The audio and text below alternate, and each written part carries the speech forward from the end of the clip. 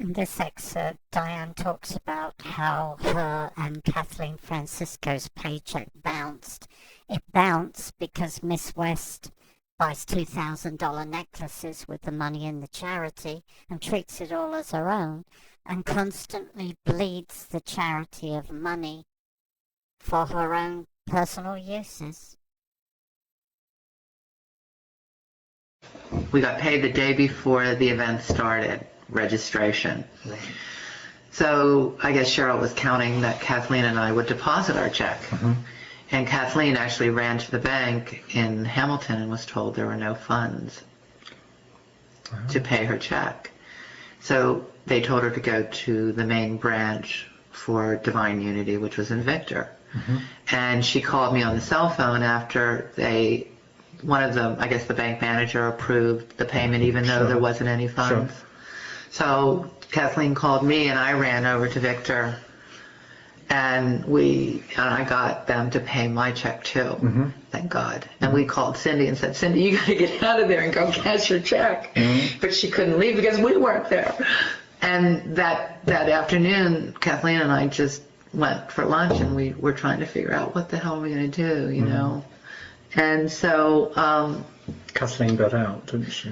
well, Cindy called in the next morning after she got her check and said that her husband's mother had taken a turn for the worse and she wouldn't be coming back.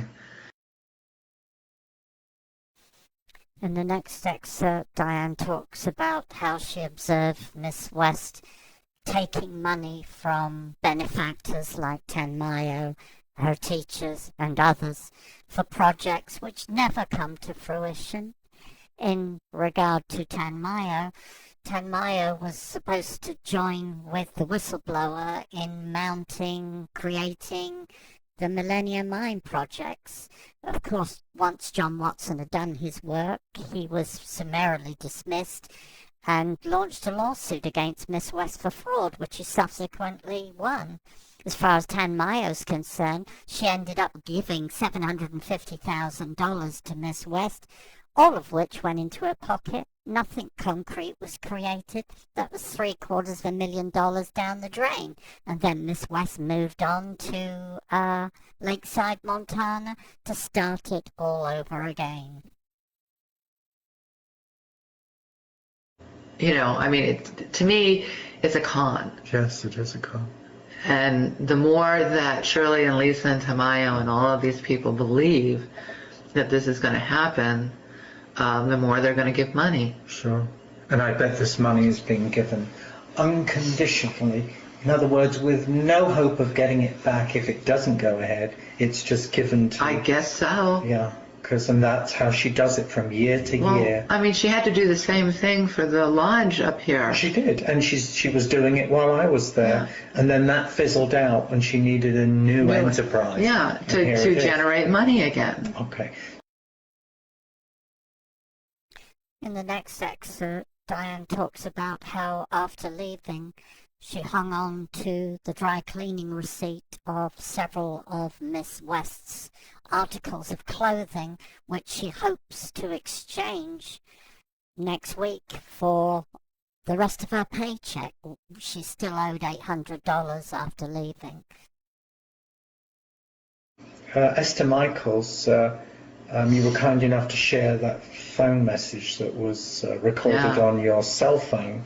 I understand that she's called you once or twice since to try and hook you back in. Yes. And you're basically playing the game until you get your paycheck, because I understand you're owed $700 or $800, and hope to get it at the end of this week?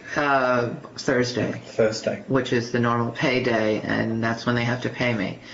I am holding a receipt for Devra's dry cleaning. She's got about 15 items of clothes in the dry cleaners, and it's all in my name. And I'm holding on to that, and they know it until I get my check. She's not going to get her dry cleaning. Okay. In the next excerpt, Diane actually talks about a phone message that she received from Esther Michaels, a consultant hired by Devra Patton West, like John Watson, like Michael Hendrickson, like Jeffrey Reynolds, I guess, like many before and since who she uses. In Esther's case, I guess she was trying to get her to introduce many of her contacts out east to Devra West so that she could force them to make donations, I believe the word is. Anyway, after Diane Stoner had left, Esther Michaels phoned her and left a long message on her cell phone answer service explaining that they wanted her to come back to commence her employment again, and that there was money to pay her wages, but that the money had been moved out of the charity into other places. Well, of course, the big question anybody would ask, which is what presumably the IRS criminal investigator asked Miss West, was why, if John Watson had issued a lawsuit against Devra West personally, was Miss West emptying the charity's bank accounts and moving that money into other accounts? Well, the short answer is that Miss West regarded the charity's bank account as her own, and so she didn't want to either risk losing money that was in the charity's bank account, even though John Watson wasn't suing the charity, or presumably didn't want a record of it. Anyway, here's the exchange with Diane Stoner and the message that Esther Michaels left on Diane's phone. It should be pointed out that, like all other consultants, well, most of them, Esther Michaels left shortly after this exchange, as most honest people do, unlike Jeffrey Reynolds, who is totally corrupt, of course.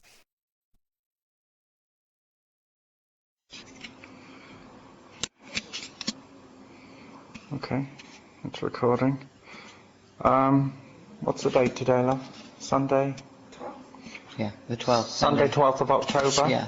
I'm sitting with Diane Stoner, who has been kind enough to share a telephone message that she received from Esther Michaels. On Saturday the 11th. Saturday the 11th. Do you just want to say something about the message before you, the circumstances, something to do with you leaving and the dry cleaning and... Yeah, I had left my resignation letter on Friday the 10th while Esther, Devra, Shirley, Lisa, and Danny were up at Flathead Lake. They were not scheduled to return until Saturday, October the 11th. So I wrote a resignation letter, and in the letter I put that I had dropped off some dry cleaning, about 15 items of Devra's, to the dry cleaners on Friday, as Devra requested. But in my resignation letter, I put that I was holding on to the receipt until I got my final paycheck because I had concerns about the financial situation up there. So Esther called back to let me know that they didn't want me to leave, that the financial situation wasn't like I thought, and that actually they had money in other places. And that's what this message is about. Okay, let's hear the message. Okay, I'm going to call in. To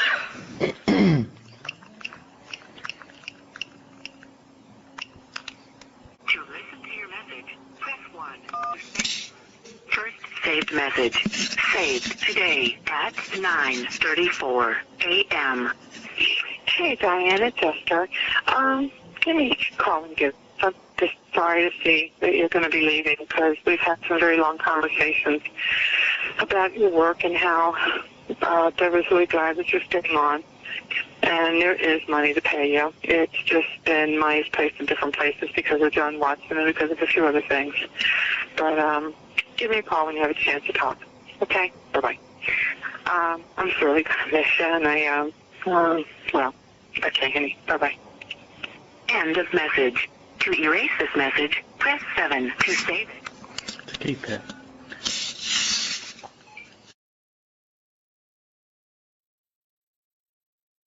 In this excerpt, Diane talks about how Kathleen was pressured into using her own money to pay for Miss West's bills, and is, after having left as well, still trying to catch up with the money that is owed to her.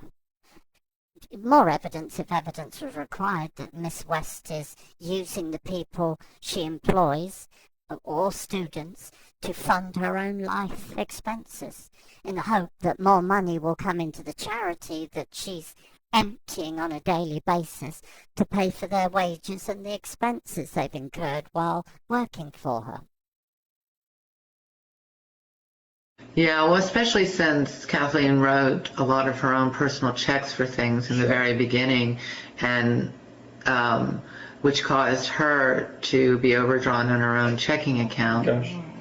And then it kind of spiraled out of control after that, and she's still trying to catch up. This ends 27C. In the series of my YouTube videos, Rishi Devra, The Fantasy and the Facts. As you can see, this woman is clearly a nut job, as well as being a dangerous criminal, who, using religious freedom laws, hides her criminal conspiracy inside a cult, where theft is morphed into a donation, and violent assault is morphed into therapy. It is also clear that Jeffrey Reynolds, Julio Williams, and long-term accomplice and ex-husband Jack West are in the know. They've known what's been going on for a long, long time, and yet they still promote this devil as she moves from one Western state to another as a do-gooding guru, and therefore are part of a conspiracy. At the very least, it's wire and mail fraud, because they are advertising a product in Miss West that is totally false.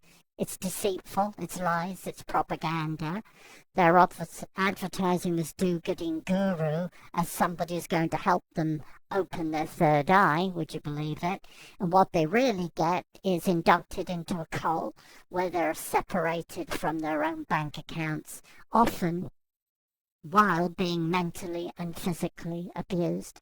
And these videos are all about getting this message out to counter the lies, propaganda, and deceit that you can find on Miss West's website, the latest version being the Omni Awakening, and her latest disguise, persona, being Rishi Devra, which succeeded Soraya Ma in Lakeside, Montana, which succeeded Devra G in Victor, Montana.